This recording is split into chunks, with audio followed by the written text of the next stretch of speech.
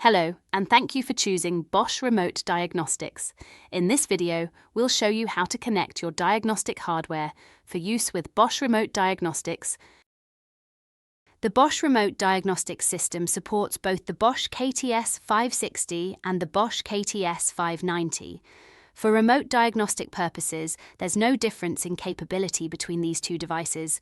You'll be glad to hear that these devices are completely standard, so any KTS 560 or KTS 590 already paired with a current version of EasyTronic will be suitable without any modification.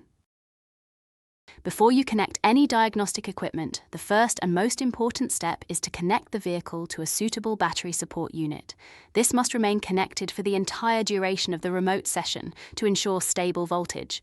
Next, let's cover the rules for your data connection. These aren't just for the Bosch system, they are best practices for any professional remote diagnostic solution.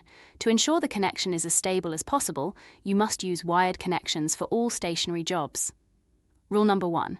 Your KTS must be connected to the laptop with a USB cable, not Bluetooth. EasyTronic will automatically detect the USB connection. Rule number 2. Your laptop must be connected to the internet with an Ethernet cable, not Wi-Fi. Rule number 3. Your laptop must be connected to mains power, not running on battery.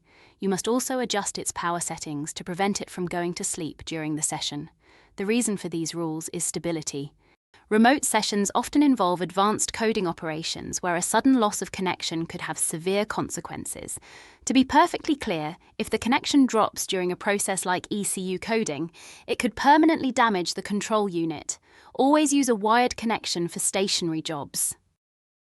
Now, there is one specific exception to this rule, when the job requires the vehicle to be driven. For a dynamic task, like an ADAS calibration on the road, you will use a mobile hotspot. You can do this safely because a connection failure during this type of dynamic test will not damage any components. And that's it.